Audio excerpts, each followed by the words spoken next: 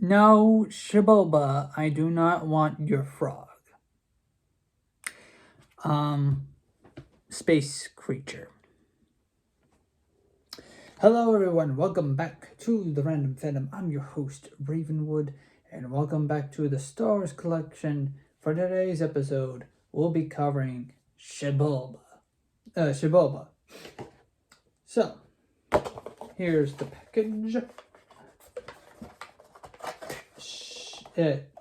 Sebulba. My bad. Sebulba. A craft. I don't know why I said Sebulba, because for some reason in my mind there was an H there, even though there's no H. May have to get diagnosed for something. This is our. But anyways, Sebulba, a crafty, vicious dog. Sebulba became one of the Outer Rim's most successful pod racers. Aggressive, arrogant, and not above cheating to win a race. And that's the box. And here is the little pod racer inside the box. I won't be keeping either of them. With Transformers, their box art, I tend to keep the box and then just cut the box art that I like, the specific part of it. Not so much with the Star Wars stuff. We're just, you know what? I'm starting to like the idea of that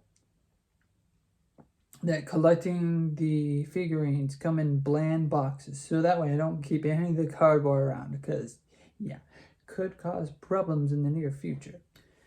I've been having a very just not happy day. We've been trying to stream onto YouTube roughly around 5:30 o'clock, and that didn't happen. Nothing happened. Nothing would work. Nothing would want to work. So the Lightstream website, let me turn them around because it looks like he's trying to feed. Still looks like it. Okay, it still looks like he's trying to feed me the frog, but no, my it looks less distracting, I guess, at this angle. Let's just say I'm just gonna say I just had a stressful Saturday, trying to get one thing done. Nothing worked. Last week I flat out forgot to record Sebulba because there was a few things that just also didn't go my way, but that doesn't matter. What matters is that Sebulba. There's no Sebulba. There's Sebulba. Anyways, this space alien guy, he's the space alien guy. I don't know what George Lucas was thinking when designing this creature. Interesting posture, but not interesting posture, but this guy's existence, his existence must be an infuriating one.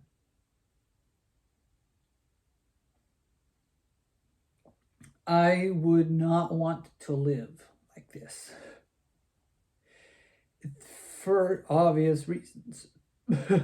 But he has hands for feet, feet for hands. The upper arms are his feet, and the upper limbs. Let's go with that. The upper limbs are the legs and the feet, and the lower limbs are the arms and hands. This is misery incarnate. I would not want to live like this. This sounds a little much. And also, should I point out the obvious as to why this seems wrong, I guess, to live like this? I know it actually goes into the other hand, but anyways, it's just so, how do I say this? A bit crude. It just looks so obvious as to why he's not a very popular character. It's just wrong, you know? But I got him because, like, I kind of want a complete set. If they're going to make character, and they're going to make it to where I can afford character, and they're going to make it to where I can buy character, right? Some of these figurines are not necessarily cheap, but and I'm going to collect characters. I don't have to collect all the characters, mind you.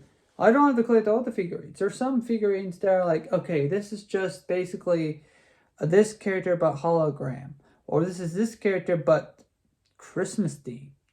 I'm not gonna buy them. I'm not gonna buy them. No, I might buy some, but regardless, I'm not gonna buy all of them. And I'm not gonna buy the Christmas themed or the hologram themed or the ghost themed or whatever characters. That's a little no. I can understand why those things exist. It's a lot easier to have made for stop motion film, and they know they're like, oh hey, we have a stop motion fan base. It'd be a lot easier if just thing existed. You know what I'm saying? So without further ado, and so I understand why people would want to have a Sebulba as a figure. I wished that they also sold this figure with spacecraft. I also wished that they would sell the spacecrafts, or maybe just sell the spacecrafts separately, right? Would have bought this figure for the spacecraft or something, but no, I don't see it, unless they're planning to do spacecrafts like later, but not one of those cheap ones where it's like has, not cheap, I say one of those weird spacecrafts that the hinges are weird, or I don't know, I just, and not those low quality figurines of like spacecrafts and whatnot. I say low quality because like they'll have like the paint wrong or whatever. Anyways, let's now talk about the character. Okay, so first, this space alien frog. In the movie, he eats a space alien frog. So, for whatever reason, they decided, hey, let's give him the space alien frog as an accessory. Even though I would have bought Sebulba if it came with the pod racer that he pod races in. I'm just saying, like, if you're gonna give us the smaller staps or whatever they're called, whatever the droid's driving, or if they're gonna give us the little speed racer, the little Sith, whatever that device, Darth Maul pilots, why not Sebulba's pod racer? Why not Anakin's pod racer? Why not anything? Anyways, here are his hands that also technically can act like feet if need be, I guess. So yeah, he stands, he can posture like this, if you want him to posture like this. If you also want to, you can also have it to where he postures like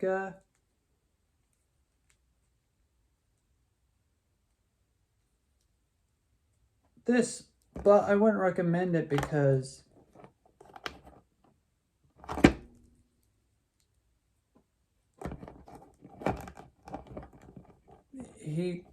it's a balancing act. he's only fun in the sense of trying to move the limbs. So yeah,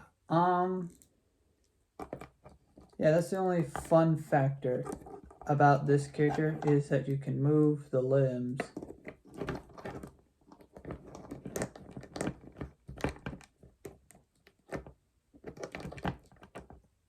However you want. Oh, and he also falls. Okay, so yes, in theory, his hands can become feet, or his hand, not his hands, his arms can become legs, and his legs can become feet. Now, whether or not he can take any of this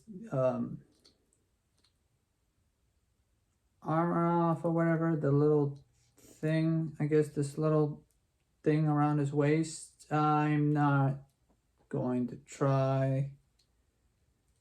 No, this little chainmail, whatever he has around his waist, no, it can sort of move, but I think that it can only move if you need it like out of the way or whatever. But it has the serial number on the back, and it says made in China, not in the USA. So yeah, that's it. As for the face mask, even though he was more known, yes, he can rotate his head. Yeah, you can take the face mask off with the it has the goggles. It has this neat little clear plastic that almost looks like glass. There's that.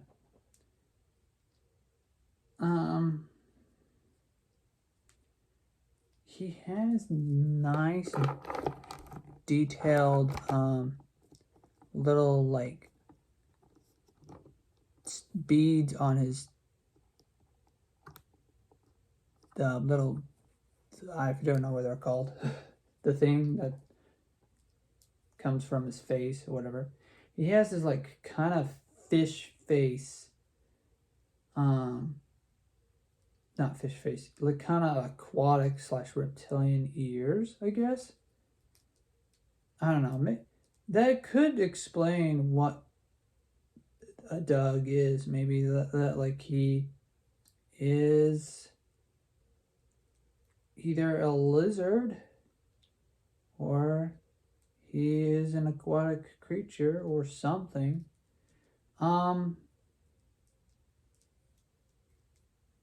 He has a lot of posability for his like, not posability. He can move his joints around, and he's an okay figure. He can move his. It's a solid movement for his limbs and whatnot. You can have it just about stretched as far as possible for his arm here. But that, it's about it. He's a great figurine. The problem is he's not an interesting character. I say not an interesting character. He's not a popular character. I like the detailing on the eye though. They went really. They went all out. They went all out when it came to the details of this character, of this character that nobody likes, or is written in a way. Correction. He's written in a way to where nobody likes him. I got him basically to complete a collection, but they did him justice, I guess. If you really liked the character, I guess I kind of like him as an antagonist, but he's just a one-note character.